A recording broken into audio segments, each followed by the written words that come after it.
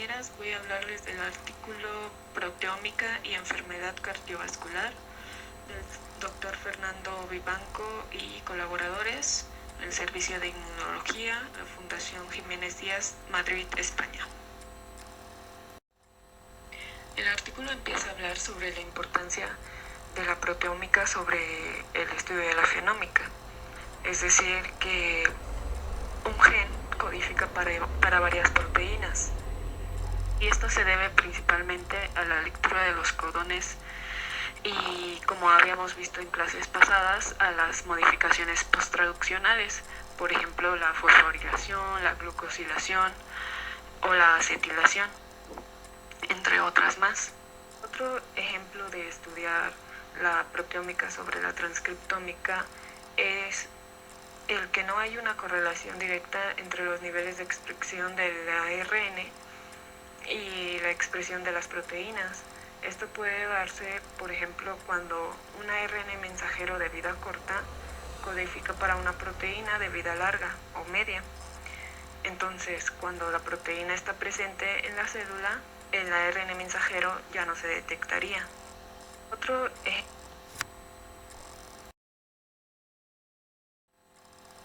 A manera de introducción, cada una de nuestras células contiene el genoma completo del ser humano, pero no todos los genes se expresan en todas las células. Esto nos lleva a pensar que el proteoma de cualquier célula en un momento dado representa solamente una fracción de todas las proteínas posibles que se puede expresar del genoma. Por lo tanto, la expresión de proteínas en cada célula se ve influida por las condiciones ambientales, los tratamientos farmacológicos, la temperatura, el estrés, el estado metabólico, y por lo tanto el proteoma es cambiante y dinámico, reflejando la situación real en cada momento de cada célula. Adentrándonos hacia los fundamentos y las técnicas que nos sirven para el estudio de la proteómica, primero tenemos que separar y cuantificar las proteínas de una muestra. Esto puede ser de una célula, de un tejido o de un fluido. Las podemos estudiar mediante las técnicas de electroforesis bidimensional, posteriormente una cromatografía líquida multidimensional y finalmente una espectrometría de masas. La electroforesis bidimensional es una técnica de separación de proteínas. Esta se hace mediante dos enfoques. Uno es por su punto isoeléctrico y un gradiente de pH. Y la segunda separación se realiza en función de su masa molecular. Los geles resultantes se van a teñir con colorantes específicos de proteínas, como el azul comasí, o compuestos fluorescentes, para después estos geles ser digitalizados y analizados.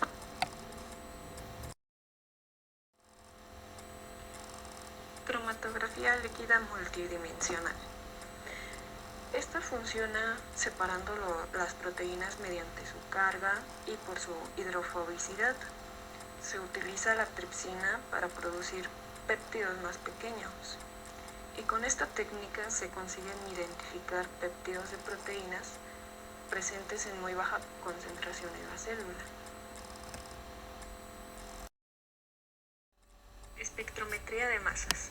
Una vez que separamos las proteínas mediante la electroforesis bidimensional y la cromatografía líquida, vamos a proceder a identificarlas. Esto lo hacemos mediante la espectrometría de masas. Esta nos permite identificar las proteínas mediante su peso molecular. Para ello es necesaria la conversión de los péptidos en iones en fase gaseosa. Estos iones van a ser separados en función de su masa y su carga eléctrica. Las proteínas se expresan de forma distinta cuando existe una alteración o enfermedad cardiovascular.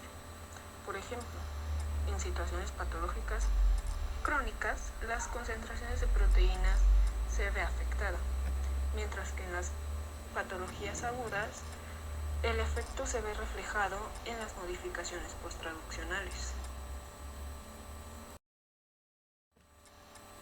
estudio del proteoma cardíaco, una de las herramientas indispensables son las bases de datos de las proteínas del miocardio.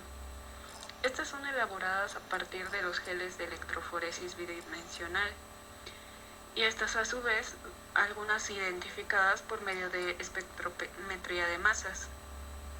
En la actualidad se han logrado separar las proteínas que forman manchas en los geles bidimensionales. En condiciones estándar se han separado más de 3.300 manchas, de las cuales solamente se han logrado identificar un 10% de las proteínas.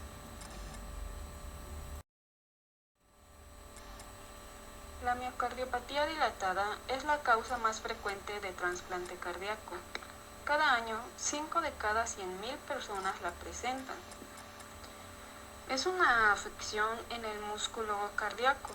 Aquí se vuelve débil y alargado, y como resultado se ve afectada el bombeo de sangre al cuerpo. En los geles bidimensionales obtenidos de las biopsias humanas con esta enfermedad, muestran un menor nivel de expresión de 88 proteínas en comparación con un perfil de cardiopatía isquémica. Se ha descubierto que todos los corazones humanos con miocardiopatía dilatada presentan una sobreexpresión de las enzimas ubiquitina proteasoma, las cuales influyen en la regulación del ciclo celular. La ubiquitina C terminal hidrolasa ha incrementado 5 veces más en pacientes enfermos que en pacientes sanos. Este incremento de ubiquitina produce una pérdida de la actividad normal celular y finalmente un fallo cardíaco. Por otra parte, se siguen estudiando los proteomas cardíacos de modelos experimentales como lo son conejos, ratones y cerdos, en los cuales se han estudiado las actividades de las proteínas proteincinasa C, que regula el crecimiento celular, y la miosina, encargada de convertir la energía en forma de ATP en energía mecánica y así generar fuerza y movimiento. Esto se hace a través de las técnicas antes mencionadas, como son los geles bidimensionales, la espectrometría de masas y HPLC. La identificación de proteínas sigue siendo un proceso lento. Sin embargo, con el avance de la tecnología, han aparecido nuevos aparatos que nos ayudan en este proceso, tales como nuevos espectrómetros que proporcionan masas con gran exactitud. Por otro lado, las bases de datos son cada vez más completas y con menos errores.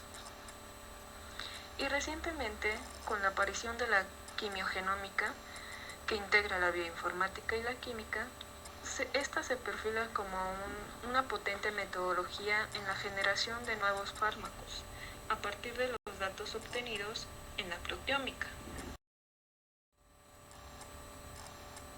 Y bueno, por mi parte sería todo, compañeros. Muchas gracias.